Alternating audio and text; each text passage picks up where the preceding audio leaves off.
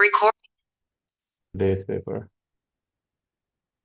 All right. So today's paper is November 24, variant 42. So this is our variant. Rarely kids in Pakistan give this one. लेकिन structure वही है. You have a 60 mark examination, 2 hours worth, 40 minutes you get for each part, you could say. You have the case study, section A, you're doing a case study, it's a compulsory one. और फिर you have one micro का essay and then you have one macro का essay, right? That's the pattern that we're following. uh, what I've noticed is कि case study या तो बहुत आसान होती है या बहुत मुश्किल होती है. We've rarely seen case study which is like uh, you know, in the middle. So this one is, I think, in my opinion, is one of the easier ones. But let's take a look at what is going on. It's talking about, I think you'll learn something from this also. It's called reduced migrations to the United States. All right. So you get the heading that people who are going from all over the world into US, who are migrating, who are moving to US, the numbers have reduced. Now, what could be the reason? The factors of production, land, labor, capital, enterprise for the basis for all economic output. Yeah. तो हमें पता है 4 factors of production की basis पे output produce होता है. Land जो है वो ज्योग्राफिकली फिक्स्ड है. वो उसको तो आप ज्यादा को खास मूव अराउंड नहीं कर सकते हो. I guess we are taking like literally land. अब जैसे फर्टाइल लैंड है, you can't move that for agriculture purposes. लेकिन माइंस, रिवर्स भी ज्योग्राफिकली तो you can't really move around. Mines you can't really move around, but yes, you can extract these resources and then you can move them around, right? So still immovable almost. बाकी जो other factors of production है, जैसे labour है, वो mobile है. That means it can easily move around. Large number of people move around between countries. Many migrate to the US. कहते हैं कि सालाना ऑन एवरेज, एवरेज दिया हुआ है कि 0.6 मिलियन, तो that's about 600,000 people yearly US move करते हैं. 2018 तक का एवरेज ये दे रहे हैं. कोविड 19 की वजह से जब रिस्ट्रिक्शन हुई हैं since 2019, it prevented migration, and by 2022 the total number of migrants working in US was nearly 2 million lower than expected, because जब obviously जब restrictions थी और immigration बंद थी, तो 0.6 million per year on average लोग आ रहे थे. तो फिर वो उसमें ऑब्वियसली डेंट लगा है, उसमें थोड़ी सी रिडक्शन आई है. तो नेचुरली जो है दे फेल्ट के 2 मिलियन एक्चुअली पॉपुलेशन आपकी शॉर्ट है इस वक्त. Half of migrants initially come as students to be college educated.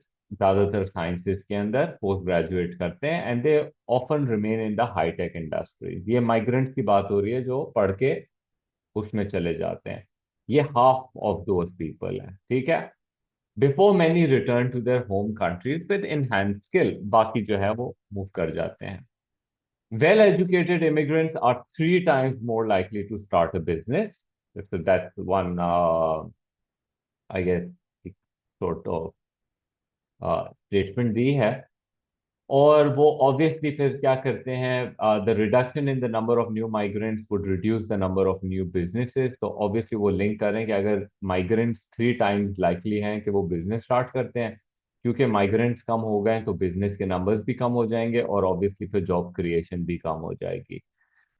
जो रह जाते हैं, जो नॉन कॉलेज इमिग्रेंट्स होते हैं, वो लो पेड वर्किंग रिटेल सेक्टर और एग्रीकल्चर, रेस्टोरेंट्स, इस तरह की चीजों में चले जाते हैं. हॉस्पिटैलिटी के अंदर they also play an important role. So let's not say कि वो फजूल लोग हैं.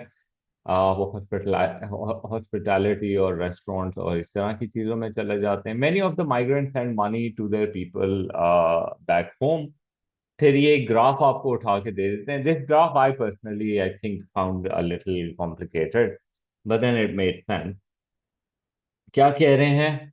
अनफिल्ड जॉब की वैकेंसी परसेंटेजेस. तो जॉब वैकेंसीज बाय इंडस्ट्रीज, कितनी वैकेंसीज आ रही है. So unfilled job vacancies percentage and migrant workers in the workforce for selected US industries। ये हो क्या रहा है? तो ये एक एस्टिमेटेड रिलेशनशिप आपको नजर आ रहा है नंबर्स के साथ। What it is showing is कि अगर नोटिस करो, जॉब वैकेंसीज फूड और हॉस्पिटैलिटी में जब ज्यादा है, जॉब वैकेंसी मतलब होता है कि कितनी नौकरियां की ओपनिंग है और वो खाली है, ओपनिंग वो भर नहीं रही। You don't have enough work force, right.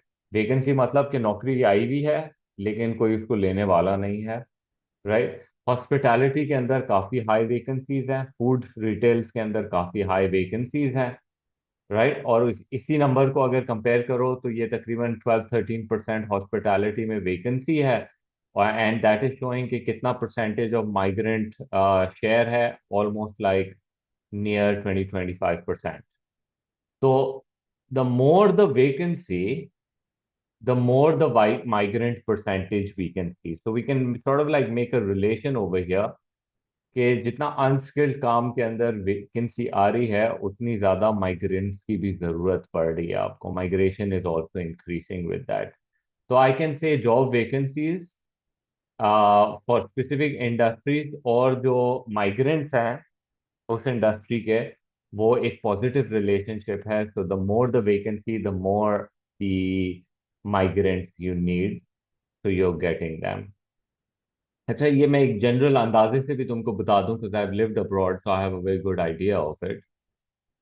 जो माइग्रेंट्स मैंने ज्यादातर देखे हैं वो फूड हॉस्पिटैलिटी के अंदर देखे हैं। कंस्ट्रक्शन में बहुत ही कम देखे हैं, locals are usually in construction.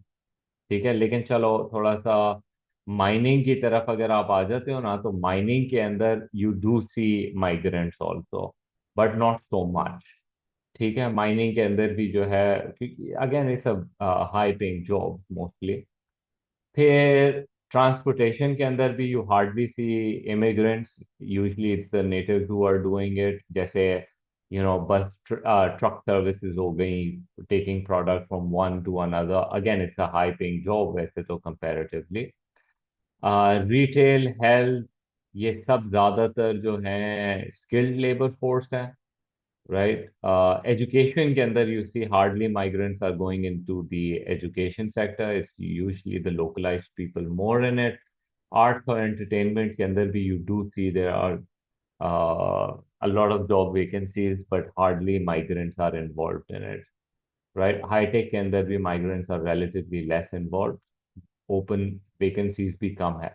ज्यादातर vacancies थोड़े से menial से काम के अंदर ज्यादा आपको नजर आ रही हैं। Anyhow, the reduction in migrants took place at the same time as more older US workers retired। तो दो तरफ से प्रॉब्लम आ रही है, माइग्रेंट्स भी कम है और वर्कर्स भी ज़्यादा रिटायर हो रहे हैं। फिर इन्होंने एक अंदाज़ा दिया है कि जो आपके मैक्सिकन और सेंट्रल अमेरिकन हैं, those are large percentage of migrants. Trump and the wall, the whole thing, 35% of the migrants जो आ रहे हैं वो ये लोग हैं। एवरेज इनकम जो है, जो वो अपने घर पे कमाते हैं, वो 10 से 20% है ऑफ द यूएस एवरेज। तो naturally they are coming to US for higher salaries. उनके खुद के मुल्कों के अंदर काफ़ी सिग्निफिकेंट अनएम्प्लॉयमेंट है और अंडर एम्प्लॉयमेंट है। यूएसए के अंदर जो है ये माइग्रेंट्स तकरीबन 12% एवरेज से कम कमाते हैं, और जो एथनिक वाइज जो हिस्पैनिक हैं वो 16% कम कमाते हैं।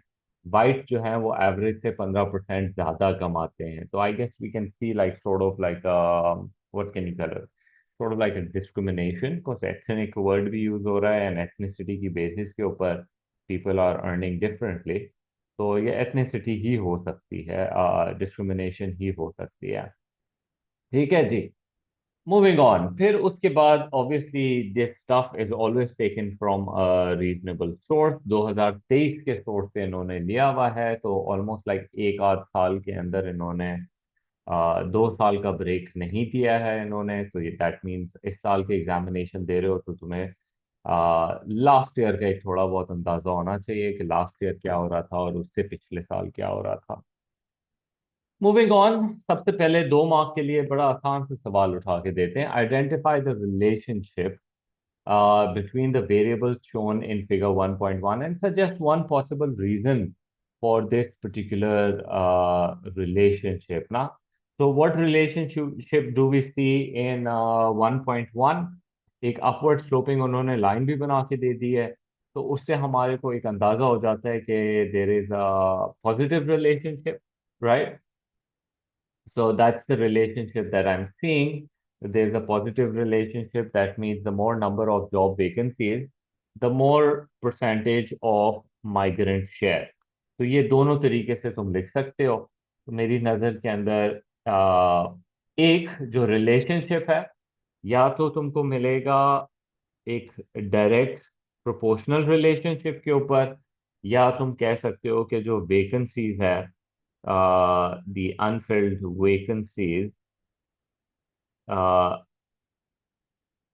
goes up, तो उसकी वजह से जो माइग्रेंट शेयर है that is also going up. What could be the reason behind it? कोई एक रीजन सजेस्ट करना है हमको। तो मेरे ख्याल के अंदर the reason could be labour shortage हो सकती है। वन कुड बी के because of the labour shortage you don't have enough workforce, कि जो जितनी वैकेंसीज आ रही हैं you don't have enough Americans to fill that, you need migrants for it. So I guess one of the reasons that we can suggest is maybe like a shortage. ठीक है। इसके अलावा I can't really think of any. Um, Let me take you to this. All right. So they're saying 2 marks. Identify the relationship. They're saying as the rate of unfilled job increases, the foreign bond, the migrant share of employment increases. They are directly proportional. One possible reason of the relationship, I don't think ये कोई reason mention हुआ हुआ है इधर. I don't think this is reason. I don't think you can get 2 marks for writing this and this. That would be weird because I don't see a reason over here. One possible relate. Yeah. This could be one of the reasons that they suggest that the US uses migrants to fill labor shortage. So इसकी वजह से the percentage share is rising. Migrants will be drawn to those occupations where there are most vacancies. ये भी हो सकता है, ज्यादातर ये हमने नोटिस किया है। This reason is a lot more closer to reality actually. Like even the last point के starter jobs के लिए, you know how anytime a Pakistani goes abroad, even if he's a doctor or an engineer, the very first naukri that they take is one of these menial ones to get started, right? फिर उनको जो भी अपनी क्या कहते हैं उसको, तो छोटी मोटी पढ़ाई करनी है, सर्टिफिकेशन लेनी है, they work on that, once they get that then they move on to something else, right? So that could be one of the reasons also that why इन ये जिसमें ज्यादा परसेंटेज नजर आ रहा है हमको, वहां पे क्यों माइग्रेंट ज्यादा मूव करते हैं। I guess that makes perfect sense also. फिर उसके बाद दूसरे के अंदर कह रहे हैं part B, with the help of a production possibility diagram explain the likely effect the prevention of migration to US from 2019 and the retirement of older US workers on the US productive potential। दो बातें की हैं, गौर से देखो। I think इसके अंदर बच्चे 3 मार्क्स तक तो उठा लेंगे, एक में शायद गड़बड़ होगी। एक प्रिवेंशन ऑफ माइग्रेशन की बात की है, एक रिटायरमेंट की बात की है। ठीक है, we want to see how in our diagram we are likely to see. तो प्रोडक्शन पॉसिबिलिटी कर्व मांगा है, तो नेचुरली एएस में तुम पढ़ के आए हो, तो दैट मींस कि A2 के अंदर everything that you studied in as is part of A2. You cannot like minus them. Last year भी आई टोल्ड यू के भाई कंज्यूमर और कैपिटल के साथ वर्क क्या करो, लेकिन सिर्फ कंज्यूमर लिखोगे तो गड़बड़ है। Consumer good and capital good, और honestly good A good B भी परफेक्टली फाइन है, लेकिन ए भी मत लिखना, good A good B. TPC बनाते हो तो पॉइंट्स को कनेक्ट करना लाजिम है तुम्हारे लिए। ठीक है, पॉइंट्स को कनेक्ट करना जरूरी है। जब आप इस तरीके से बनाएंगे पीपीसी, इंक्रीजिंग बना लो, स्ट्रेट लाइन बना लो, कोई फर्क नहीं पड़ता। सो देखिए जी, दो बातें की हैं इन्होंने। दो बातें ये की हैं, एक है prevention of migration. That means you not allowing more people to come into the country. What will that do to your PPC? It's not an inward shift, that is for sure. Why? PPC says with the given resources, how much can you produce? So if you have 8 lakh worker, this is where you produce. Now you're not letting the number increase. Do you follow? You're keeping the number same. You have the same last flow. It's going to remain here. तो आपकी explanation के अंदर this is where the marks kids will actually lose. Prevention of migration के अंदर number of workforce गिर नहीं रही है। जो बाहर से आनी थी, जो इंक्रीज होना था और जो आउटपुट शिफ्ट होना था, वो नहीं हो रहा है। So it will do no change, PPC will remain where it is. You follow? This is the trick here. Retirement of older means कि जो लोग पहले वर्कफोर्स का हिस्सा थे, अब वो वर्कफोर्स का हिस्सा नहीं है। You will get an invert shift. This curve is going to go like this. I am gonna make an arrow like this. हमें लेबल का एक डायग्राम मिलेगा, शिफ्ट का एक डायग्राम मिलेगा, और किस चीज का मार्क मिल सकता है, और explanation obviously. Explanation in the sense के क्या कि प्रिवेंशन ऑफ इमिग्रेशन के अंदर क्योंकि वर्कफोर्स कम नहीं हो रही है, right? So there is not going to be increase और decrease, is gonna stay the same. और retirement will cause an invert shift. ये तुम्हारे 4 मार्क हो जाते हैं। एक मार्क लेबल का, एक मार्क शिफ्ट का, एक मार्क नो चेंज का, और एक मार्क इनवर्ट शिफ्ट का with the reason associated. Please invert और सेम के लिए मेक श्योर दैट यू बहुत क्लैरिटी के साथ लिखा हो कि प्रिवेंशन ऑफ माइग्रेशन से नो चेंज आएगा और रिटायरमेंट से इनवर्ट शिफ्ट आएगा। Retirement of older US workers can lead to younger potential workers. Nope, no such thing. Potential जो यंगर आपके बंदे हैं वो अपनी जगह पर हैं, जो रिटायरमेंट के क्लोज हैं वो अपनी जगह पे हैं। दोनों को मिला के आपके पास एक लेबर फोर्स आई हुई है। Labor force is allowing you to produce this much output on this PPC. Now some of them have retired and they're gone. You don't have them anymore. Since you don't have them anymore, your productive capacity has fallen down. ये कोई बात नहीं है कि वो कोई retire हो गए तो दूसरों को नौकरियां मिल जाएंगी, वो पोटेंशियल प्रोडक्टिव हो जाएंगे और something. Nope, nothing like that.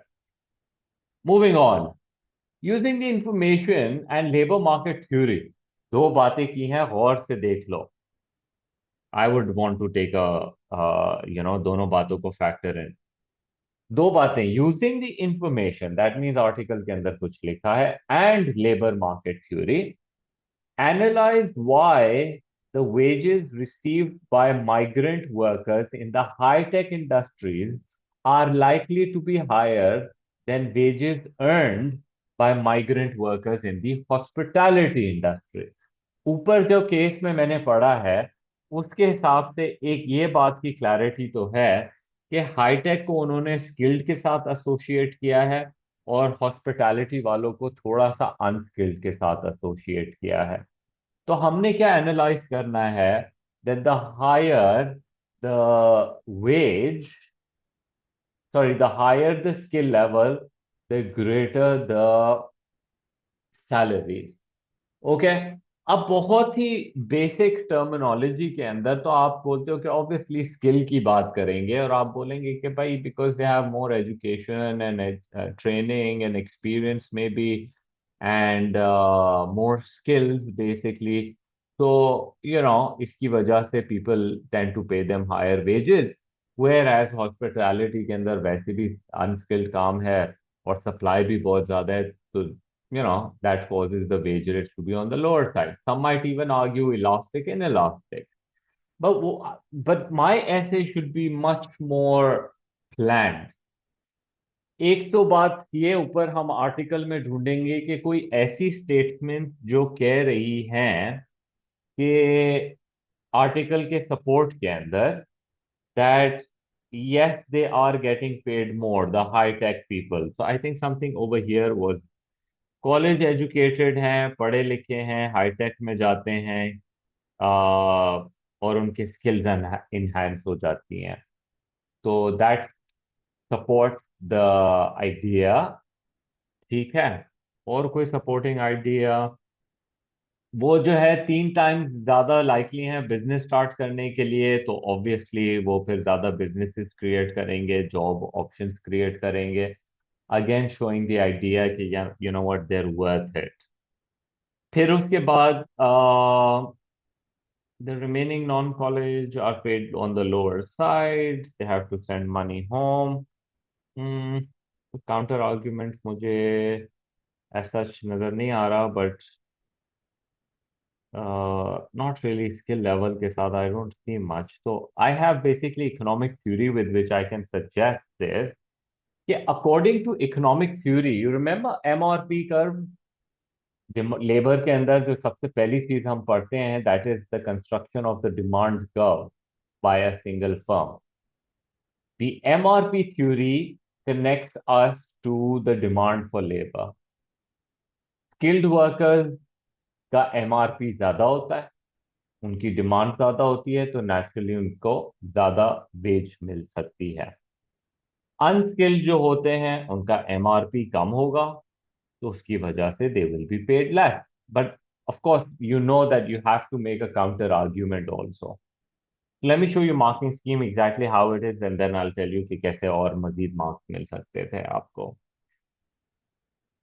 Theory suggests that the MPP of the educated will be higher than unskilled, obviously. एक मार्क उस बात के ऊपर है। The value of the output that education वाले लोग जो हैं वो ज्यादा आउटपुट प्रोड्यूस करेंगे, तो obviously they should get higher wages also. I think हमें 2 मार्क तो मिल ही जाएंगे इस बात पे। सम कॉलेज एजुकेटेड जो है वो एंटरप्रेन्योर बनेंगे, हाईटेक के अंदर अच्छे प्रॉफिट्स कमाएंगे, तो ऑब्वियसली उनकी भी तनख्वाहें ज्यादा होंगी। There may be prejudice against less educated workforce, which is reflected in their pay. Prejudice against less educated, जो unskilled होते हैं, they don't have the ability to negotiate, you know, they might not, उनकी supply भी ज्यादा होती है, I think supply वाला reason might be below, but you know their productivity is low, so obviously उनकी hiring कम है। I think you can get up to like 2 to 3 marks maximum on this, uh, बल्कि 4 भी मिल सकते हैं if you write about it। Supply के point of view से they're saying the increase in immigrants has fallen, and उसकी वजह से हो सकता है, now this is the counter argument that they're giving, कि भाई जरूरी तो नहीं है कि स्किल्ड होगा तो ज्यादा तनख्वाह मिलेगी और डिफरेंशियल ज्यादा होंगे। I need to make a counter argument, it's must for me to make a counter argument. Article के अंदर सपोर्ट क्या है कि भाई बाहर से इमिग्रेशन फॉल हो रही है, इमिग्रेशन फॉल हो रही है, तो उसका इन्होंने कनेक्शन बनाया कि क्योंकि इमिग्रेशन फॉल हो रही है तो बाहर से जब वर्कर्स कम आ रहे हैं, there is a smaller supply of workers, तो हॉस्पिटैलिटी और एजुकेशन, हॉस्पिटैलिटी और रिटेल के अंदर चांसेस आर कि क्योंकि सप्लाई शॉर्टेज है, तो they might be willing to pay higher wages to these unskilled people, which basically closes the gap. You understand? That's what it's talking about. Supply gap. So this is the counter. Other candidates may analyze the problem of the elasticity. मेरी नज़र में elasticity का बहुत अच्छा है, क्योंकि जो skilled workforce होते है उसकी inelastic supply होती है, तो that's why they tend to get a higher wage rate in terms of payment. So I think it makes perfect sense to me वैसे तो कि you can. Um, how much marks is this? 6 marks.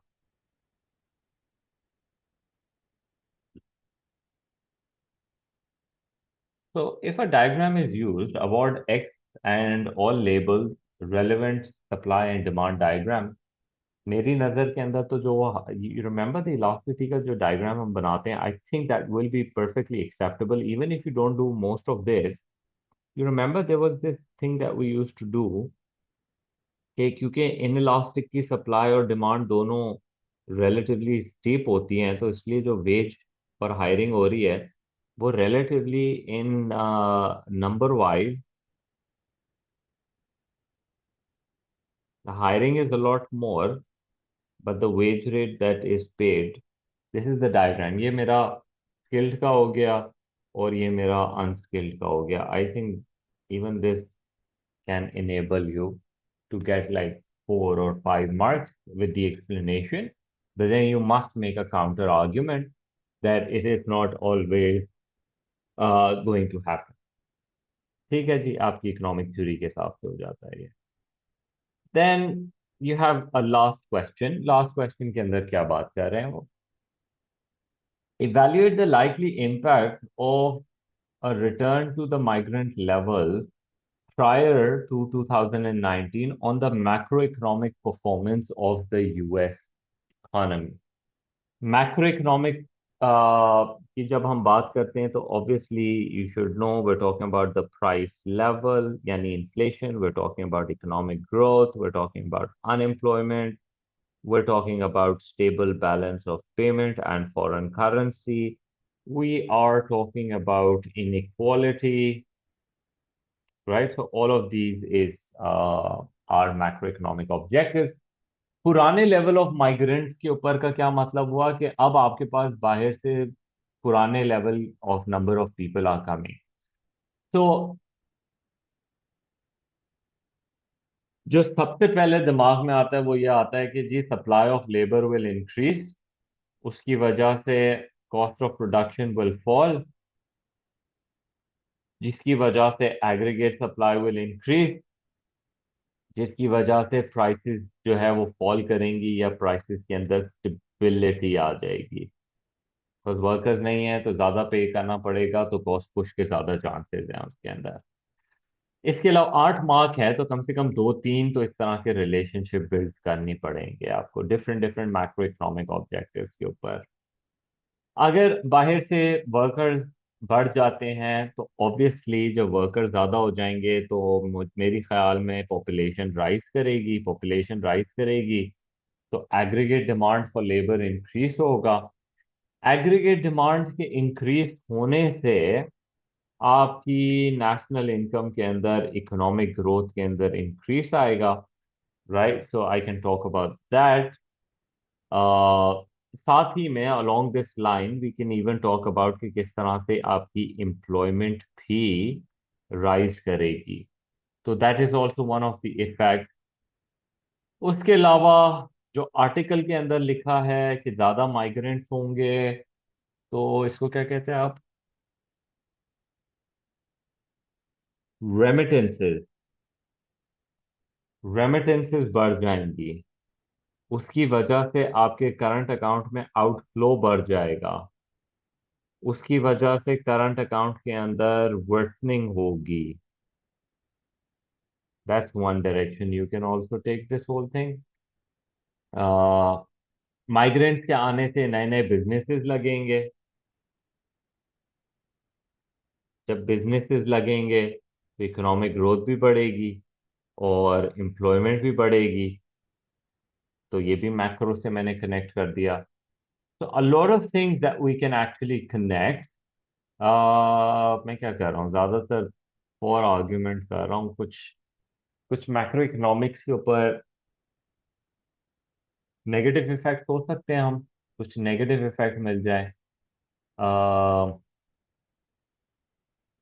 Too much economic growth नहीं. AD के बढ़ने से AD के बढ़ने से डिमांड फुल इन्फ्लेशन.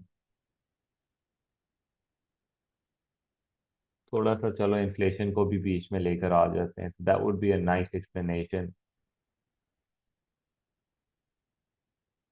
ओके, तो sorry I have a chat के अंदर.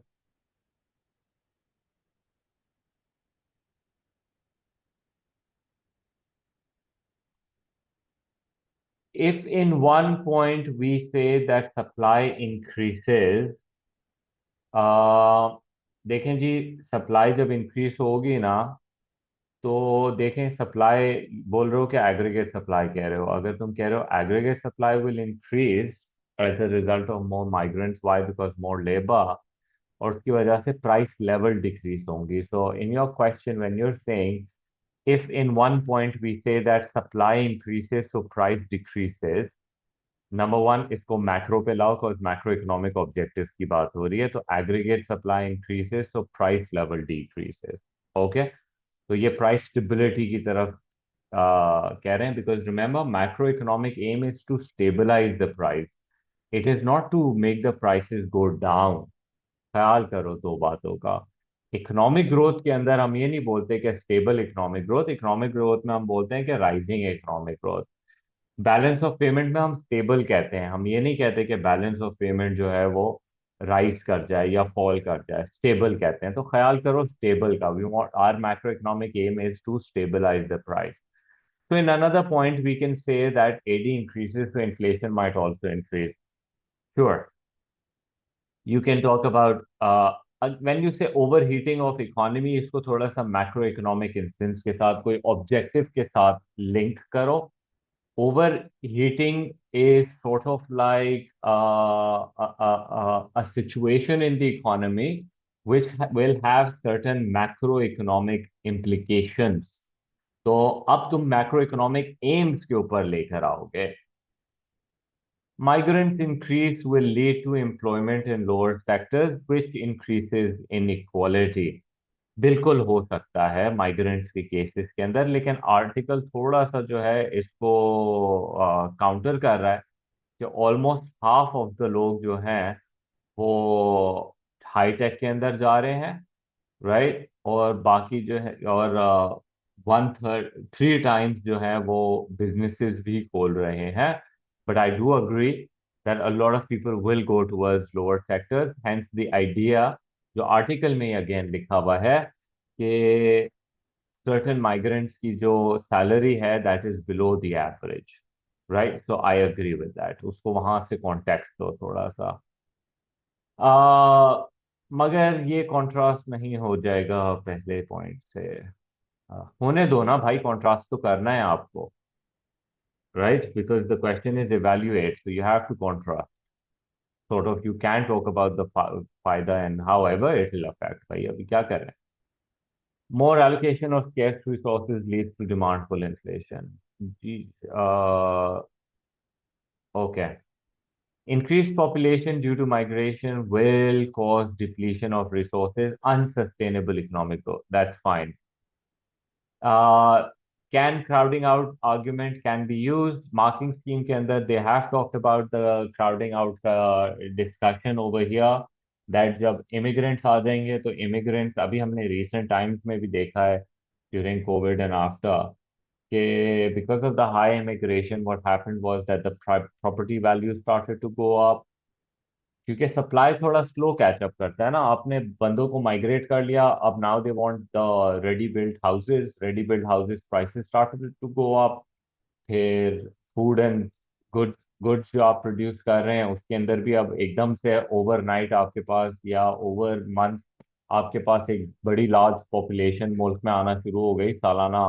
अगर देखा जाए ऑन एवरेज, क्या नंबर बताया उन्होंने, ऑलमोस्ट वो वाज द नंबर, 200 मिलियन नहीं, 0.6 मिलियन आपके पास सालाना अगर लोग आ रहे हैं, तो that will cause the demand for goods and services to rise, so that will cause crowding out of resources, absolutely you can write about that also। but लेकिन crowding out को connect जरूर करना in terms of inflation or employment or something or the other। can we counter the population growth point and also lead to higher supply of labor which will reduce the wages and increase inequality? Bilkul, I think it's a fairly correct statement. As long as you're connecting it to the macro side, I have no issues. Conflicts of macroeconomic aim, as long basically we are talking about sort of like counter AD के साथ inflation आ रही है लेकिन साथ में employment भी बढ़ रही है, तो श्योर sort of impact की बात हुई भी है, उसमें conflict आता है तो conflict दे दो, मसला नहीं है। But that's how this essay is going to be written। Okay जी, तो easy marks for this one, 1 mark evaluation की कर लेना। I'll show you the marking scheme for it। I'm sure most of you are already sitting with marking schemes। हाँ, वहां से मुझे copy paste कर करके बताए जा रहे हो। So they've suggested a few over here। Diagram ADAS का diagram and the whole crowding out, या तो एक कंक्लूजन अपना जरूर दे देना कि कंक्लूजन के अंदर जो है कि ओवरऑल इम्पैक्ट US इकोनॉमी के ऊपर पॉजिटिव है कि नेगेटिव है. Just come up with your own opinion as to what is going to happen as a result of this.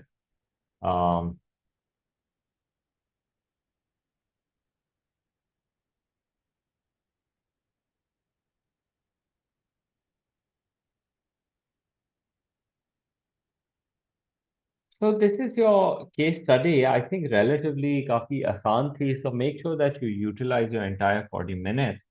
ये केस मेरी नजर में थोड़ा सा ज्यादा आसान था. इसके क्वेश्चन थोड़े से कम कॉम्प्लिकेटेड थे basically. All right, moving on. Then, honestly, like I stated at the beginning of this class, I personally found questions to be very, very, very strange. मेरे ख्याल के अंदर माइक्रो के इन दोनों एसेस के अंदर we would have seen an overwhelming percentage of kids going for question number two, in my opinion. Again, privatization is often required. Yeah, so let me just talk about that. कि privatization और allocation की जो बात हो रही है, that is very much subjective. Never would have predicted that one. So most of the kids would have probably done two, क्योंकि आप पहले दिन से मार्जिनल यूटिलिटी थ्योरी पढ़ते हुए जा रहे होते हो. जहां तक क्वेश्चन 4 और 5 का है, मेरा ख्याल है इसके अंदर majority of the kids would have gone for I think number 5. seems like number 5. Majority of the kids would have gone for that because 4 काफी ज्यादा एनालिटिकल है, लेकिन अच्छा एनालिटिकल है. Honestly, it's a good one. You have the data given, you have to compare data and just standard of living को assess करना है. I think 4 is a much nicer question. All right, so this question has been given to you every now and then, maybe in the mock or in the test or somewhere or the other. 8 mark के लिए वो कहते हैं evaluate whether marginal utility theory can fully explain the link between the changing price of a good and quantity demanded of that good. क्या marginal, ये आपका equi sorry, it's about the very first theory that you've done, the law of diminishing marginal utility. um, so how do you go about this question? मेरी नजर के अंदर the first thing you would do is marginal utility theory की कुछ basics के ऊपर discussion कर लो. Even if you see in our notes, we do these discussions, like a general statement about why people spend money on what they buy, right? Then you can talk about your marginal utility, total utility, law of diminishing marginal utility is a must. You do the diagrams of these two, right? Then is theory ki you do the assumptions. Assumptions are very, very, very fundamental. Assumptions like कि utility जो है वो absolute numbers में major हो सकती है, right? फिर आप कहते हो कि कंज्यूमर जो होता है वो बड़ा रैशनल होता है, पीयर प्रेशर में नहीं आता, एडवर्टाइजमेंट से अफेक्टेड नहीं होता. फिर उसके बाद मार्जिनल यूटिलिटी ऑफ मनी जो है वो चेंज नहीं होती है. So some of the assumptions like this, and then you move on towards the equimarginal principle. Okay, वो हमारा स्टैंडर्ड है, equimarginal principle. And after equimarginal principle and the explanation, you go towards the derivation of the demand curve. So that would be your analysis. Up to 14 marks they're willing to give you for this stuff. And then in evaluation, you're going to make a counter argument about the problems of the limitation of the assumptions that you're basically doing. So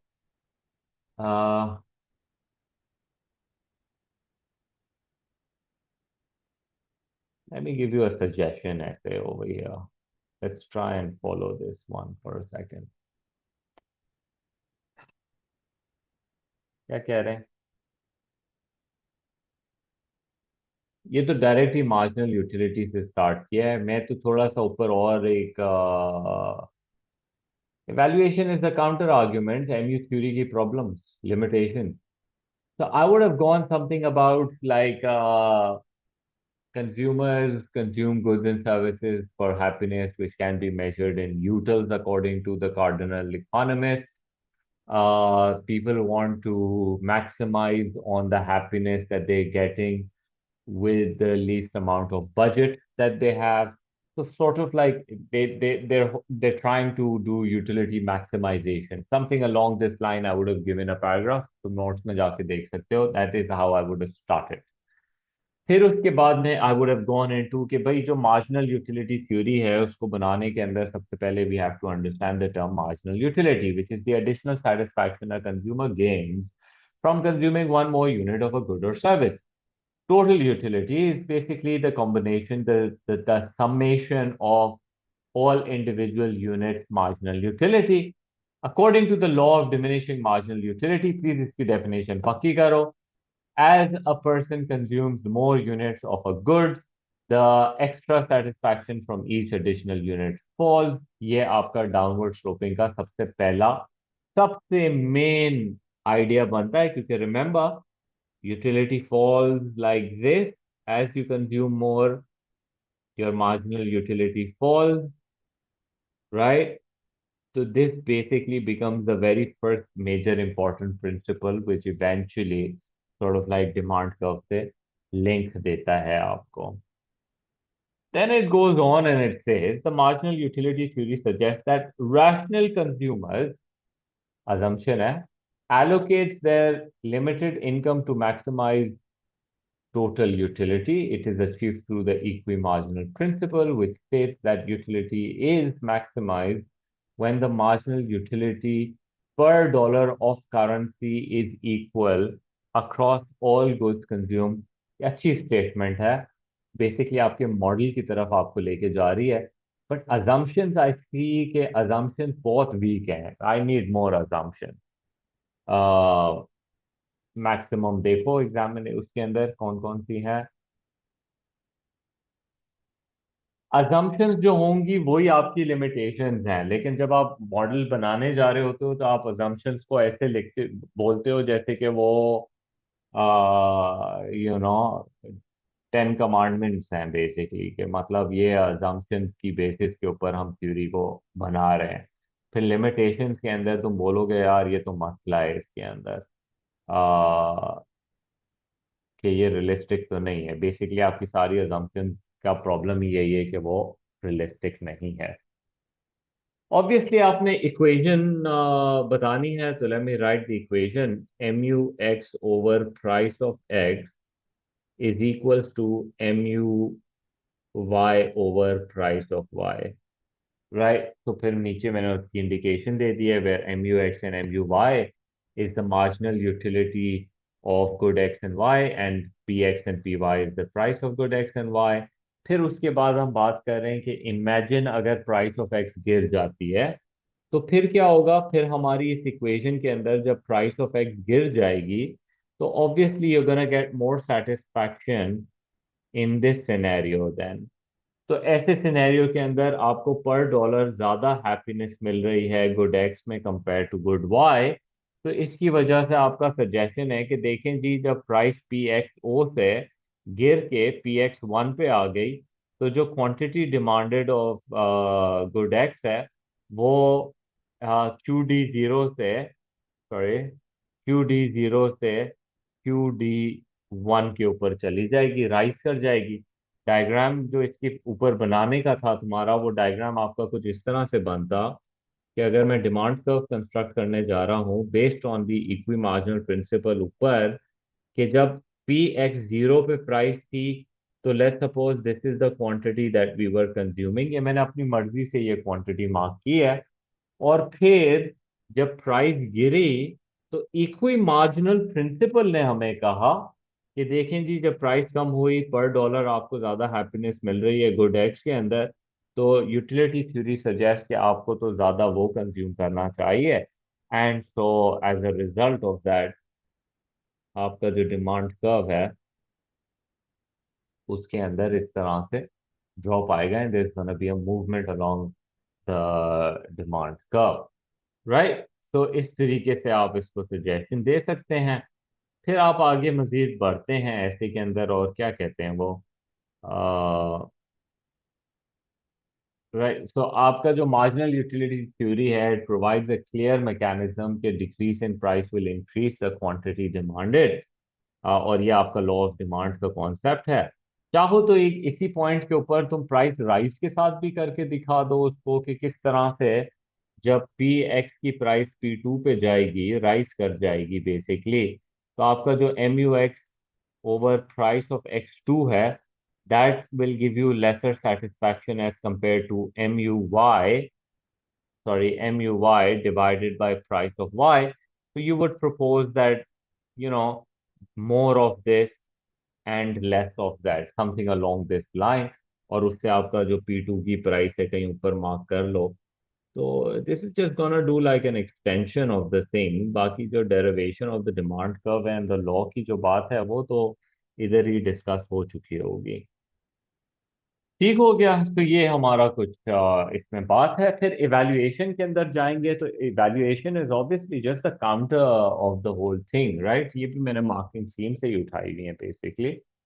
तो one of the limitation of this whole theory is कि consumer rational है। आपको पता है consumer rational नहीं है। Reality में consumers जो हैं वो इतनी कैलकुलेशन के साथ डिसीजन मेकिंग नहीं करते। There is a lot more behavioural economics का impact, and people have limited information and they have their own biases and habitual behavior. So even if the price changes, they might not react in a similar way.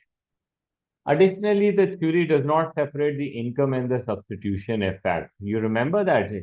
जो indifference का basically what they are doing is कि वो आपकी marginal utility theory को debunk करने के लिए, या उसकी वीकनेस, बिकॉज रिमेंबर मैंने एक वर्ड यूज किया था कि utility can be measured and cardinal theorist.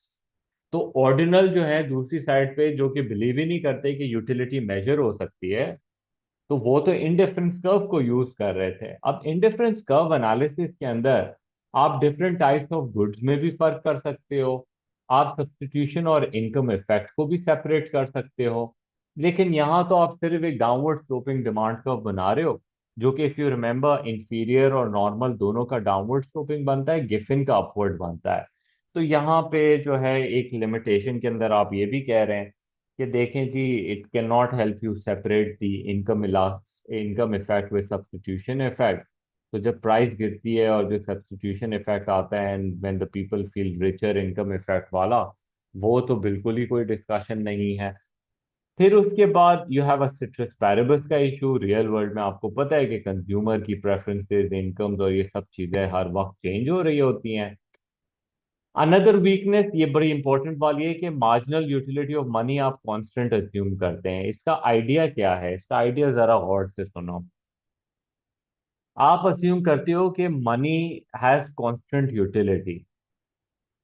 तो हम ये बात कर रहे हैं, last dollar of someone earning 10,000, the same value as someone earning 100,000।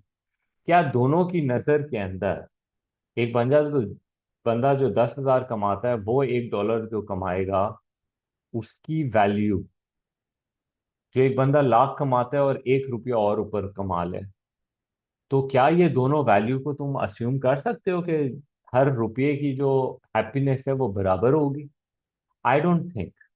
What I have notice is people who earn more amount of money, right, तो जब उनकी इनकम का एक छोटा सा हिस्सा कोई चीज लेके जाती है, तो that does not give them the same happiness. That is why they're indifferent sometimes, right.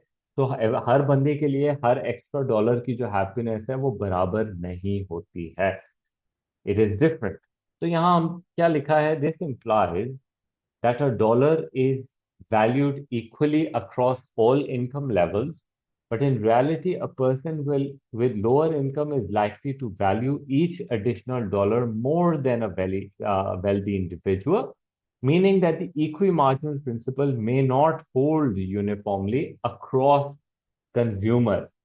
तो वो जो भी आपने प्राइस चेंज की बात की है कंज्यूमर के लिए, जो कंजम्पशन बढ़ेगी अमीर गरीब के अंदर, there might be slight differences on the quantity.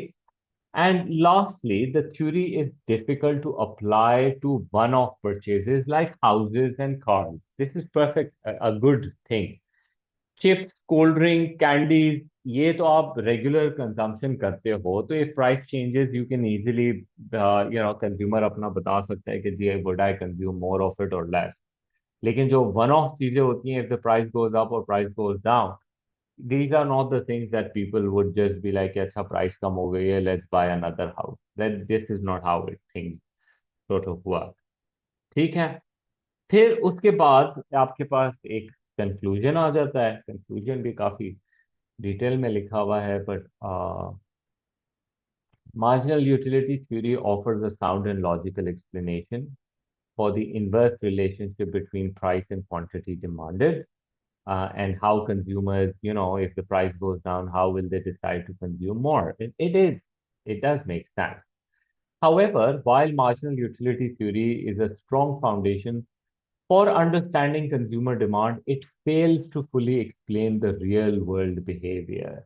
ये बहुत बड़ा मसला है. ये तो इनफैक्ट मैं पूरे इकोनॉमिक्स के लिए कह सकता हूँ कि ये तो पूरी एक इकोनॉमिक्स के अंदर जब हम ये A2 में मॉडल्स पे मॉडल्स बनाए जा रहे हैं, तो वो मॉडल्स के अंदर जो हम अजम्पशंस लेके चल रहे हैं, वो अजम्पशंस जो है वो रियलिटी से थोड़ा सा फार फेच चल रही है. Same goes with like the Giffen goods. हमें पता है in reality Giffen goods do exist and they are very important. वो इंफीरियर का एक हिस्सा होते हैं एंड वो आपकी एक हकीकत है. और मार्जिनल यूटिलिटी थ्योरी कंप्लीटली उसको इग्नोर कर जाती है. Right. So therefore the marginal utility theory is necessary but not sufficient on its own. It should be complemented by insights from behavioral economics. मेरी नजर के अंदर तो ऑलमोस्ट तुम प्रिटी सारी थ्योरी के अंदर आखिरी में अपनी कंक्लूसिव स्टेटमेंट इस तरह से दे सकते हो, कोई मसला ही नहीं है. ठीक है.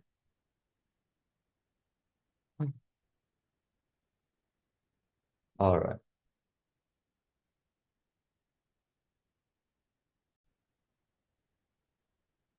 Alright, I guess welcome back.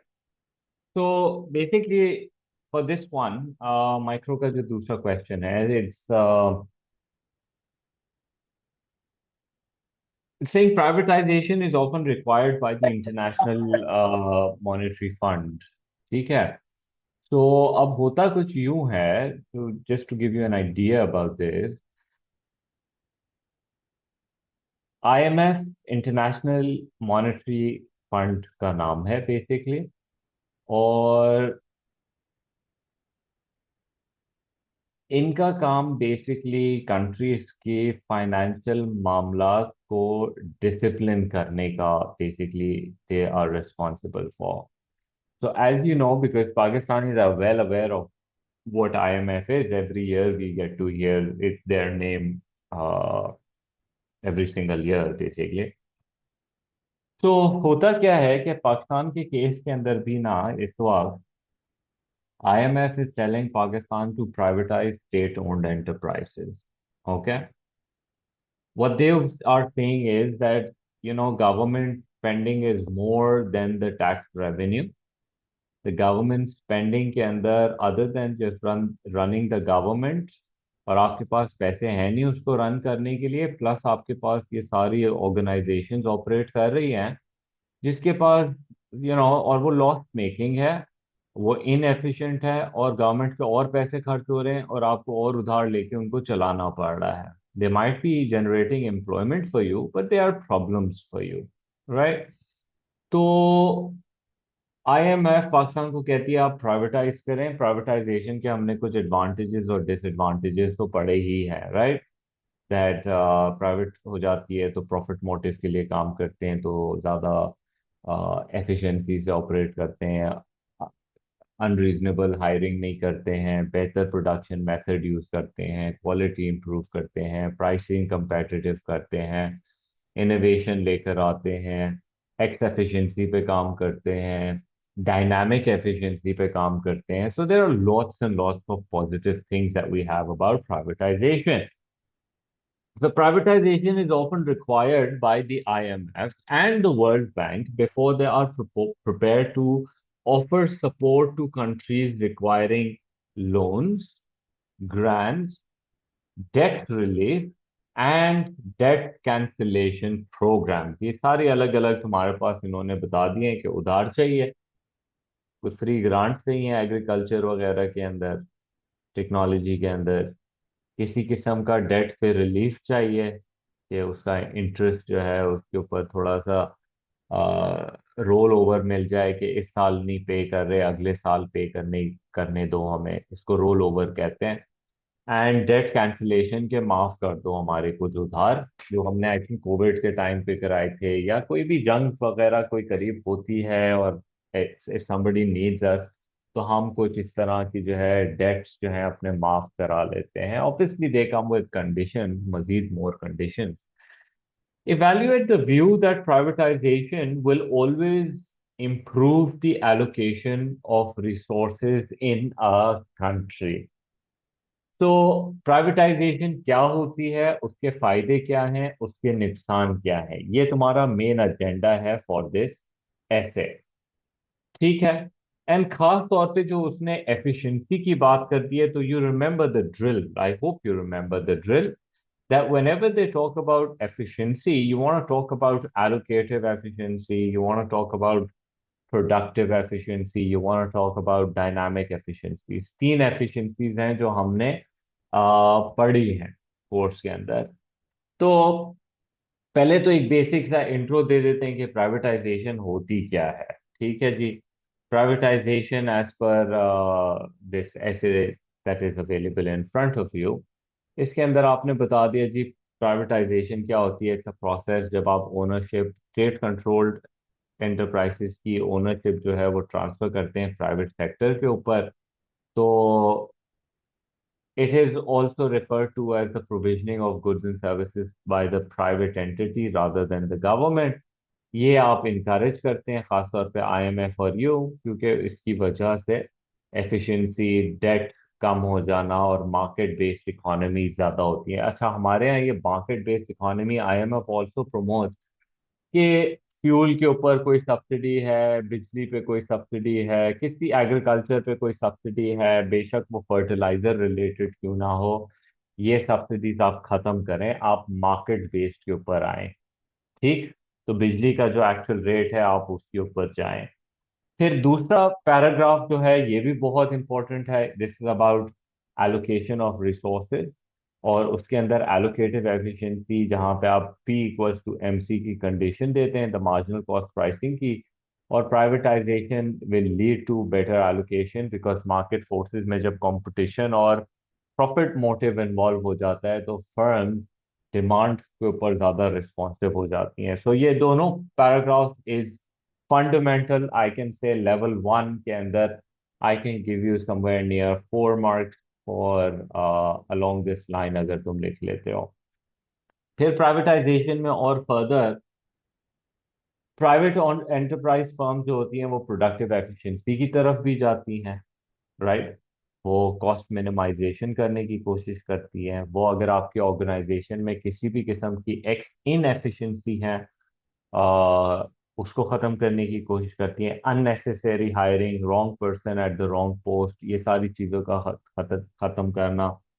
फिर स्टेट रन मोनोपलीज जो बगैर किसी कंपेटिटिव प्रेशर के ऑपरेट करती है, वहां पे भी एक्स इनएफिशिएंसी का प्रॉब्लम आ जाता है.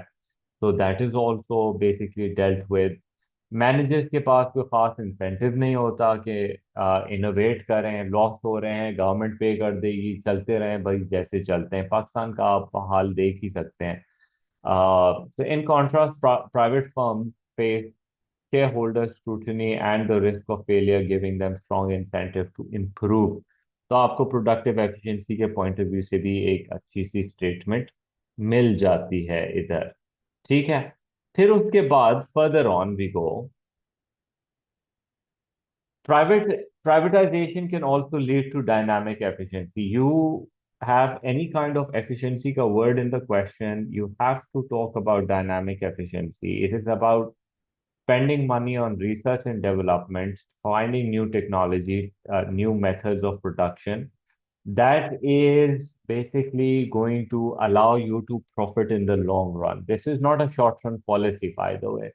आप शॉर्ट रन एफिशिएंसी को गिव अप करके डायनामिक एफिशिएंसी की तरफ जाते हैं, long run efficiency. For example, big car companies nowadays are spending tons of money on electric vehicles and all, right?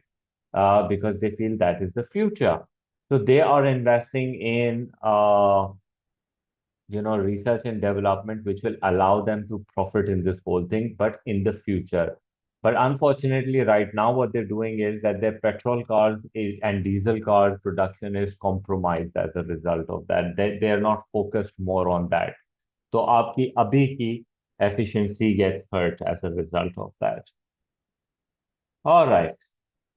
In sectors such as communication, airline, and energy, privatization has often been accompanied by the breakup of monopolies into smaller firms, fostering competition.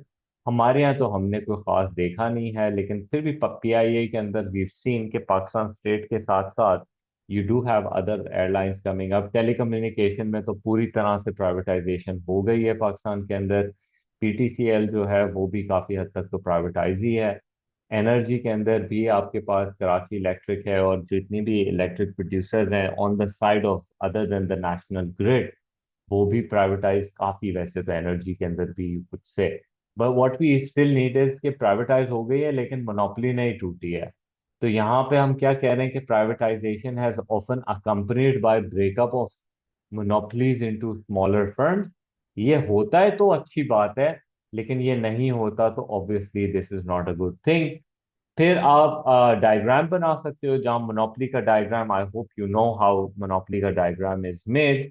तो just for the sake of the argument, कि अगर आप monopoly की बात करते हैं कि जब वो मोनोपोली हो जाती हैं, तो when they are a state owned monopoly, तो they might be producing here, charging a price over here.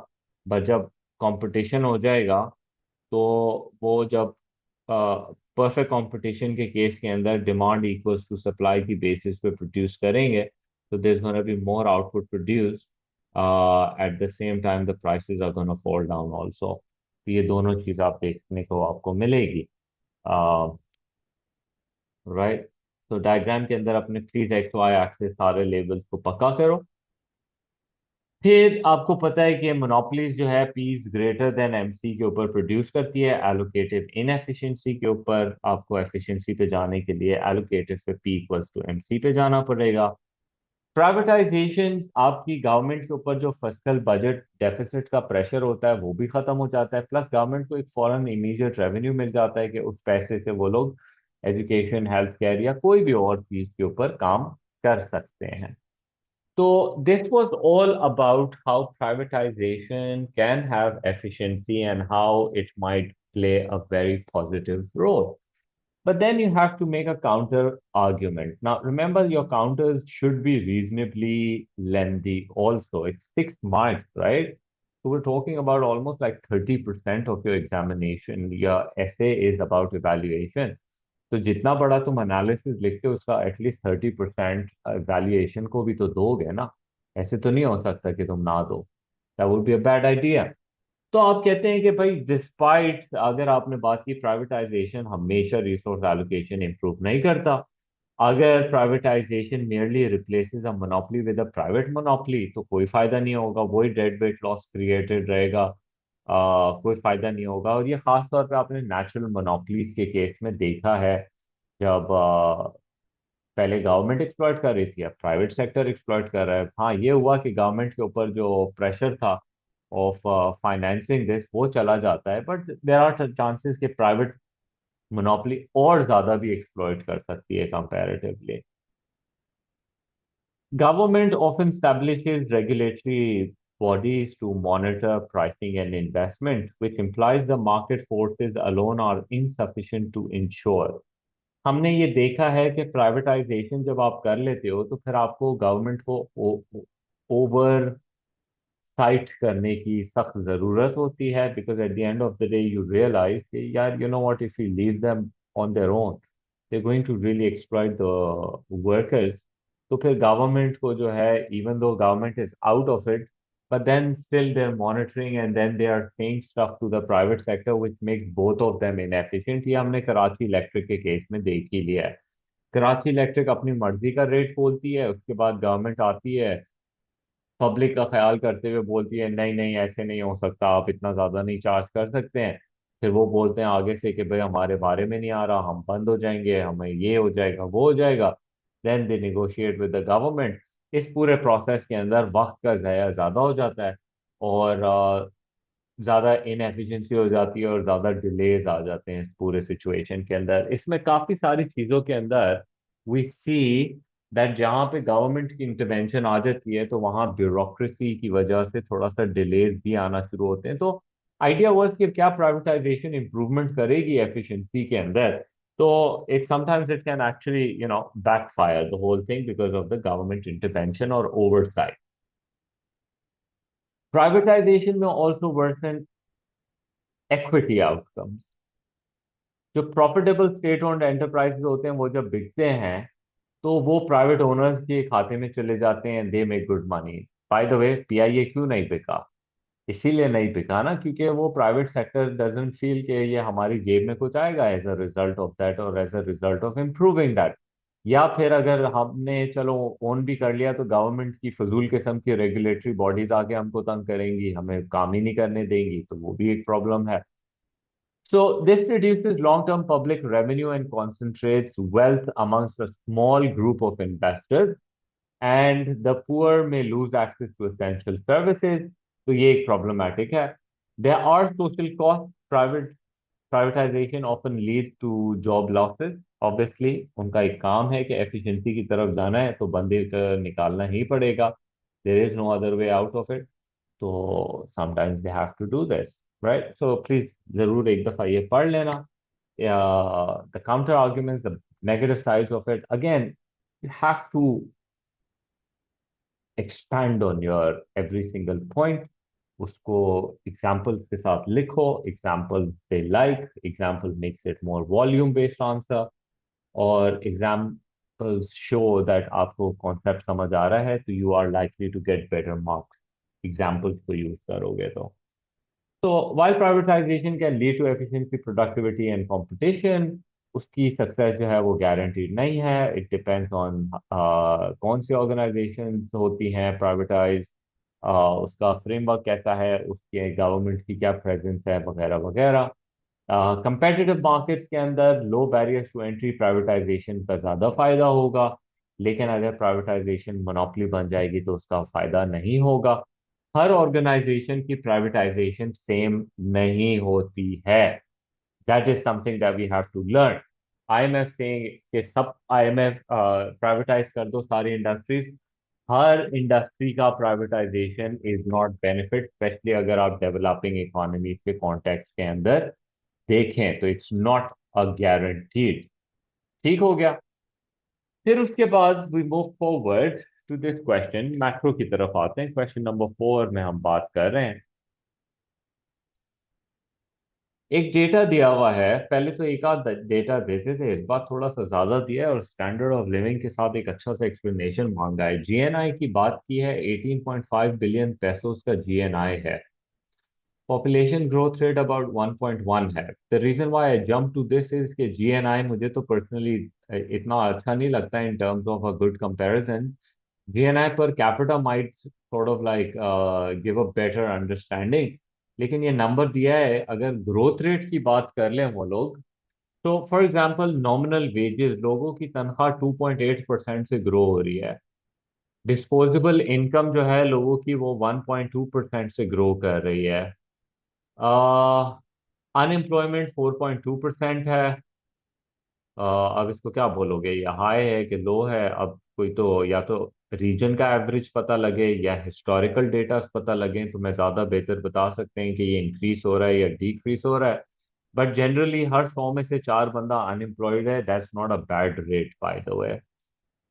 Inflation rate 3.4% है। तो मैं यहाँ नॉमिनल और इन्फ्लेशन को देखते हुए रियल के टर्म्स में मैं सोचूंगा कि रियल टर्म्स में तो नुकसान हो रहा है। ठीक है। अगर आपका पॉपुले इनकम जो है लोगों की 1.2% से इंक्रीज हो रही है और इन्फ्लेशन जो है वो 3.4% है, तो अगेन वो नुकसान है। लोगों की वेजेस 2.8% नहीं, इनकम 1.2% से बढ़ रही है, लेकिन पॉपुलेशन ग्रोथ रेट 1.1 है। 1.1 population growth rate is not a bad population growth rate actually. In fact I think it's actually less, sustainable level से कम पे है। बट देन डिपेंड्स कि आपकी मुल्क की ओवरऑल पॉपुलेशन क्या है। असल तो वहां से हमें ये डेटा देखने में ज्यादा इंटरेस्टिंग लगेगा। Evaluate the use of statistics in assessing the standard of living in Mexico in 2020. अब बात ये हो रही है कि standard of living is a very very broad concept. Standard of living को हम दो तरीके से देख सकते हैं। एक तो ये है कि मेरी तनख्वाह और उस तनख्वाह से मैं क्या खरीदूंगा। ठीक है। और दूसरी है कि ठीक है मेरे पास तनख्वाह नहीं है, लेकिन मेरी इकोनॉमी के अंदर मेरा हेल्थ केयर, मेरा एजुकेशन, मेरे बच्चों की education, clean air, leisure time, crime rate, ये सारी चीजें भी तो स्टैंडर्ड ऑफ लिविंग का हिस्सा बनती हैं। तो इसको हम ब्रेक डाउन कर रहे हैं into two context, material and non material.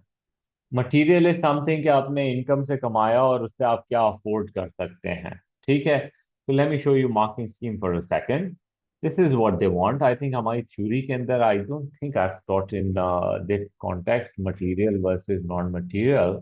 But we talked about कि जी स्टैंडर्ड ऑफ लिविंग जो होता है that is about how well people are living. So please उसको या तो तुम इनकम और अदर फैक्टर्स, क्योंकि ज्यादातर जो क्वेश्चन को हम फैक्टर इन करते हैं ना, वो कैसे करते हैं, जीडीपी को देखते हैं। क्या जीडीपी एक अच्छा मेजर है? जीडीपी तो सिर्फ आउटपुट को देखता है। जीडीपी पर कैपिटा ज्यादा अच्छा है क्योंकि वो पर पर्सन हो जाता है। फिर आप एचडीआई उससे भी बेहतर है क्योंकि आप एजुकेशन और हेल्थ केयर को भी ले लेते हो। एमईडब्ल्यू भी अच्छा है, उसमें आप लेजर टाइम को भी लेते हो, do it your self activities को भी देखते हो, पोल्यूशन एक्सटर्नल कॉस्ट को भी देखते हो। फिर एचपीआई है, ह्यूमन पॉवर्टी इंडेक्स। उसके अंदर तो आप और भी तीन, इन्हीं तीन चीजों के अंदर आप multi poverty index, I I think it was in one of the recent essays, if you haven't done it already, it came in one of the essays, तो उसमें तो हमने काफी डिटेल में उसको डिस्कस किया है। So they want a definition of standard of living. They want a definition of GNI explained. They want a definition explanation of other data given कि हर चीज क्या represent कर रहा है। फिर they want a meaning of development of the data and implication. I'll show you one essay on that. And then how they are linked to each other. और फिर उसके बाद we want to make a counter argument of this. So let's take a look at it for a second. Okay, जी. Right. Let's take a look at this. Knowledge and understanding में standard of living की बात की है, दो aspect के अंदर है। एक reflects the access to goods and services, वो इनकम रिलेटेड है। और एक health education environment personal securities, that non income related, that more on the development side by the way. फिर आप जीएनआई का मतलब समझाते हैं। GNI is basically everything that is being earned by the country's residents, irrespective कि वो पाकिस्तान में कि अब्रॉड है।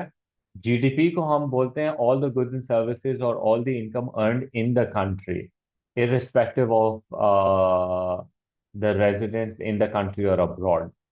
तो जीएनआई के अंदर you take a bigger look, यहाँ पे मेक्सिको के जीएनआई 18.5 बिलियन पेसोस की उन्होंने बताई है। This is what the incomes are earned. अगर तुमको याद हो, जीएनआई निकालने का एक फॉर्मूला था, हमने कहा था GNI is basically GDP plus net property income from abroad, के जो आपके रेजिडेंट्स ने बाहर कमाया है उसको इंक्लूड कर लिया जाए।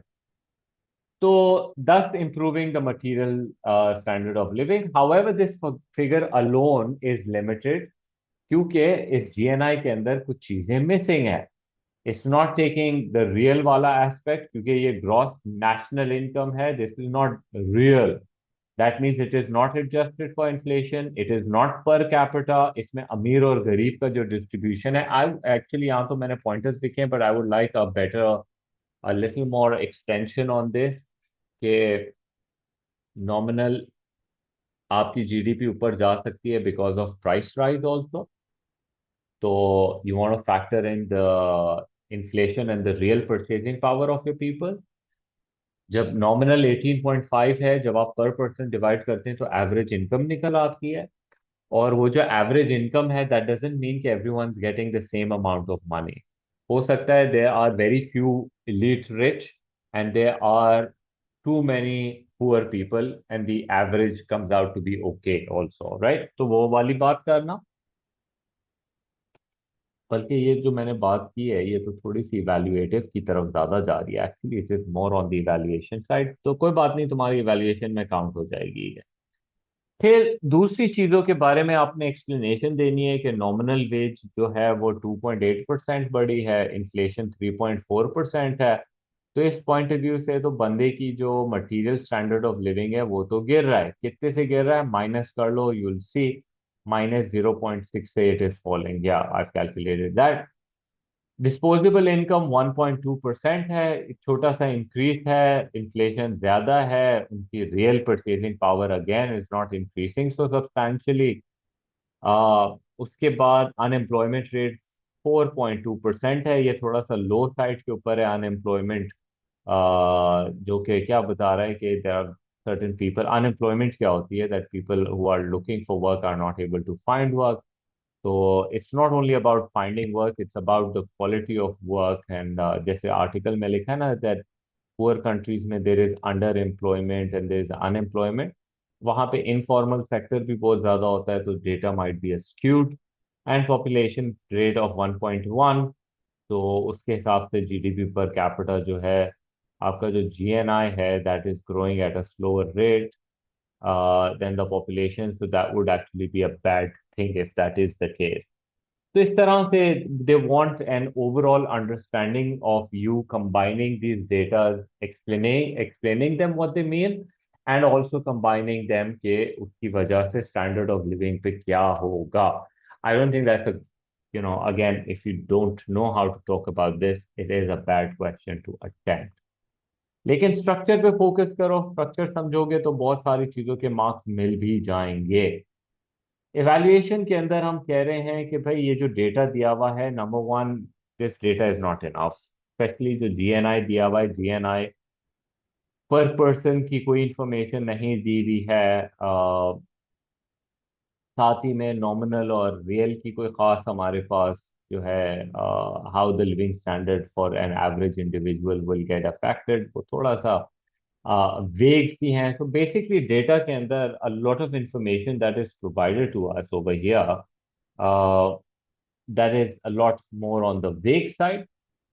जीएनआई बहुत सारी चीजों को फैक्टर इन नहीं करता है। We need datas on a lot more things to make a better assessment, जो मैं पहले बात कर चुका हूँ with the whole HDI, NPI, MEW and all of that. You can read this in your own time. So I've already said too much about it, right? So उसको देखते हुए फिर आप अपनी एक फाइनल इवेल्युएशन देंगे, कि final evaluation is simple, GNI by itself is not sufficient. सीधी सी बात है, you need a lot more data to have a much better analysis of this whole thing, because it's not an easy thing to assess। समझ आई है? It's not an easy thing to assess। Living standard is beyond just income। Okay जी। And that takes us to the last question, which majority of the kids will be answering, that between 2010 and 2020, very low interest rates encourage low income countries to borrow money from foreign investors and governments to support long term economic growth। Again, country के point of view से है, low interest rate है, उधार ले लो, चुका देंगे, क्या होता है, आधा परसेंट, 1%, मुश्किल थोड़ी है। मुल्क के अंदर तो हम लोगों से 30-30, 40-40% भी ले रहे हैं। टर्की के अंदर 42% है interest rate because of high inflation. That's mad. Pakistan के अंदर 12% है। It was somewhere near 20-26% as we discussed in our classes. तो आप अमेरिका से बोरो कर लो 3%, 4%, क्योंकि वहां पे तो इंटरेस्ट रेट कम ही है ना, वहां पे तो 2%, 2.5% के ऊपर बोरोइंग हो जाती है। आप वहां से 2-2.5% पे बोरो करें और पाकिस्तान के अंदर इन्वेस्ट करें और लोगों को पैसे दें और इंफ्रास्ट्रक्चर लगाएं and all of that, and you hope के you will be able to pay that 2%, 3%, whatever amount of money you borrowed it for. लेकिन वो भी बेवकूफ नहीं है, वो भी आपको कोई इतनी सस्ते पैसे में इन्वेस्ट नहीं कर लेंगे। वो आपके मुल्क की क्रेडिट कैपेसिटी देखेंगे और वो पाकिस्तान के हिसाब से बोलेंगे कि हमें रेट चाहिए।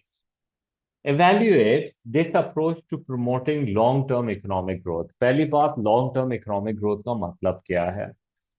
लॉन्ग टर्म इकोनॉमिक ग्रोथ होती है जब आप एक कंट्री की प्रोडक्टिव कैपेसिटी को इंक्रीज करते हैं, जब आप पीपीसी को आउटवर्ड शिफ्ट की तरफ जाते हैं।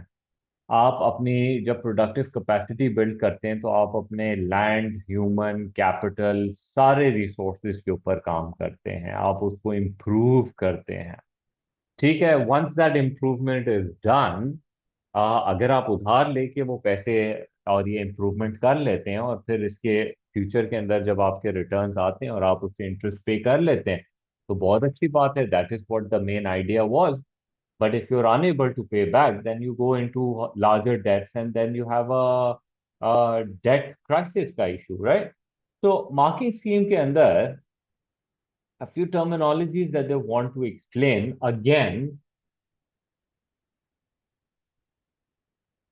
I can't emphasize enough, but every single time we're doing A2 की classes and macro की, and I'm seeing मेरे नोट्स के अंदर वो जो लास्ट 50-60 पेजेस हैं उसको रट लो।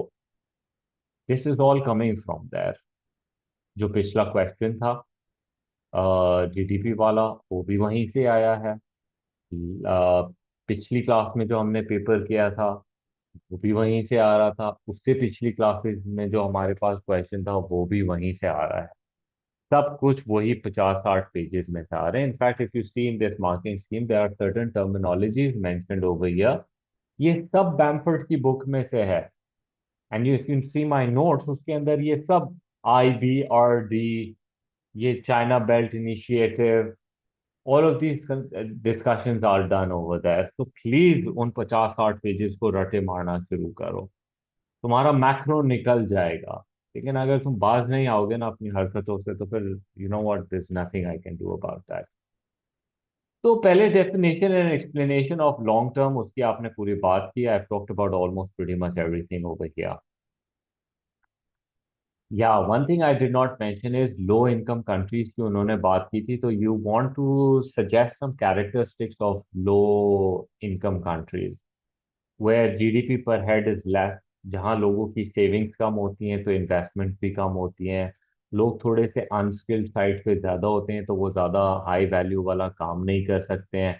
GDP growth rate might be on a higher side, but honestly, the goods that the service that they have to export abroad is not of that fine quality. So basically, they do need to lend money, not just for investment purposes, but even to run their current account deficit। Sorry, the budget deficit भी run करने पड़ते हैं उनको। ठीक है। Private capital investments via multinational corporations. अब जब हम बाहर से इन्वेस्टमेंट की बात कर रहे हैं तो एक तो ये होता है कि आप बाहर से फॉरेन लेंडर से पैसे बोरो कर लें। इनफैक्ट ये वाला ना, फॉरेन इन्वेस्टमेंट में बी फ्रॉम गवर्नमेंट, जैसे कि जो आपका सीपैक का प्रोजेक्ट है। ठीक है, यू हैव द सीपैक का प्रोजेक्ट।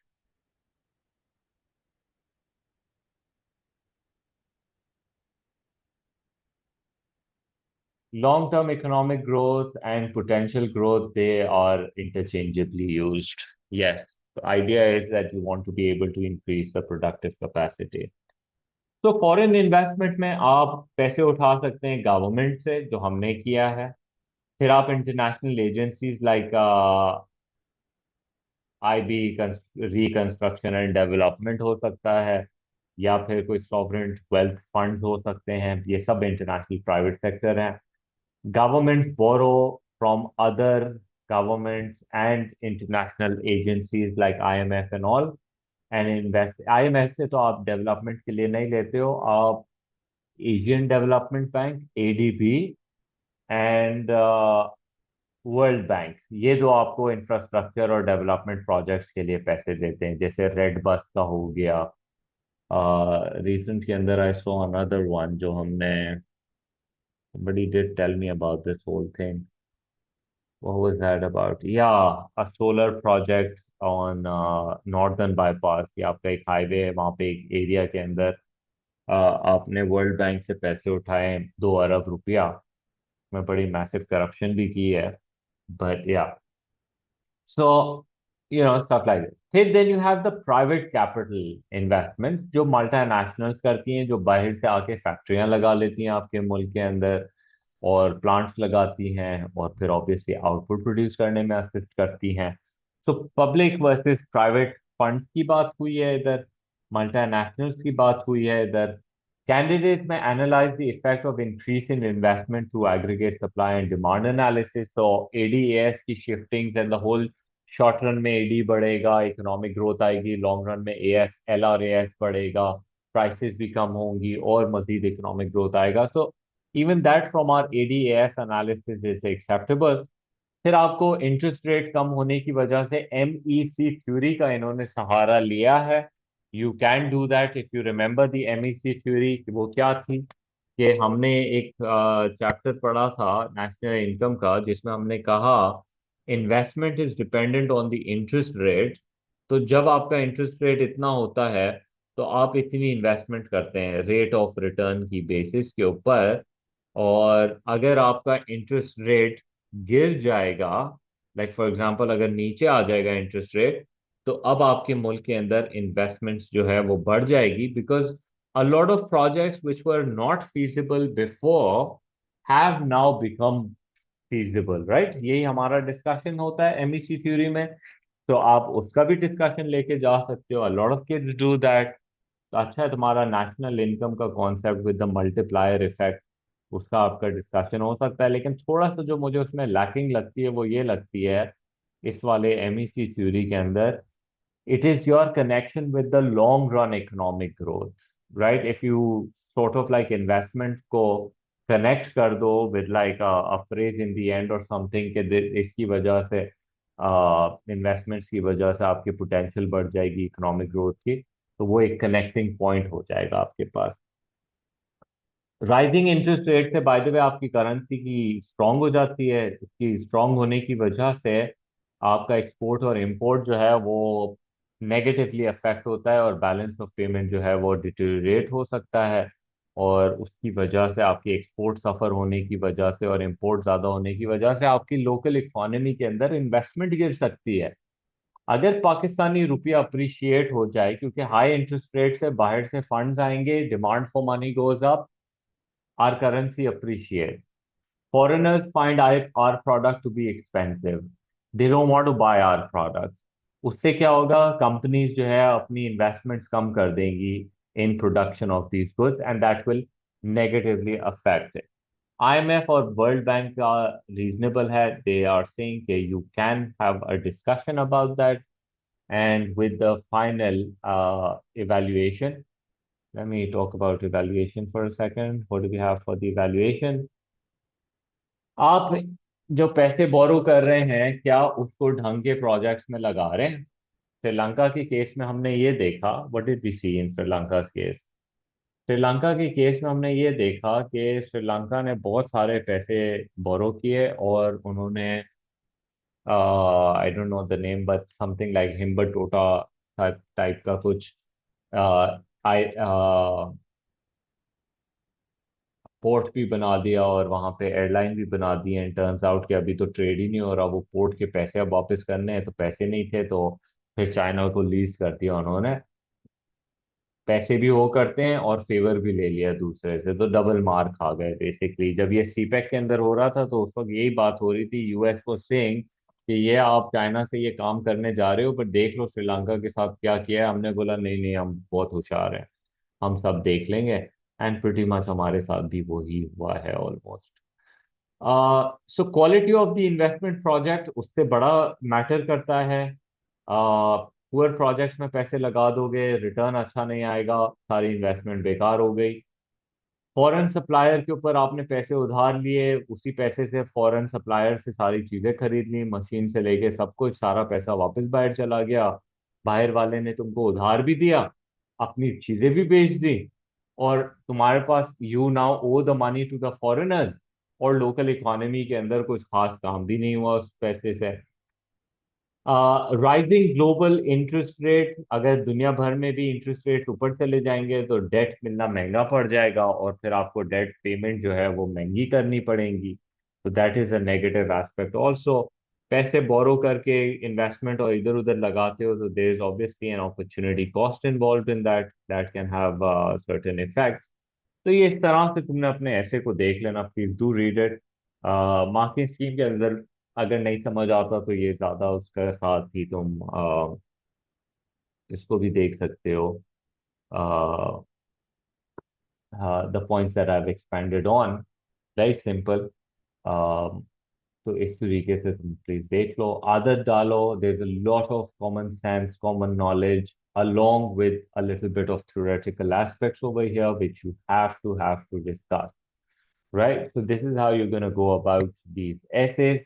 मैं अभी भी कह रहा हूँ वो 50-60 पेजेस को याद करना शुरू करो, because even if you know the stuff, it's very like now, you're having a discussion, a learned discussion between the two people, and it is very, very real world based application that they are requiring now. ठीक है, जब ये ऊपर इस तरह की statement देते ना तो there is a purpose to it, because ये सारी स्टेटमेंट्स कोई मेड अप नहीं है, this is actual real world. तो अब उस थ्योरी को रियल वर्ल्ड के साथ तुमने कनेक्ट करना है, that is the goal over here. ठीक हो गया?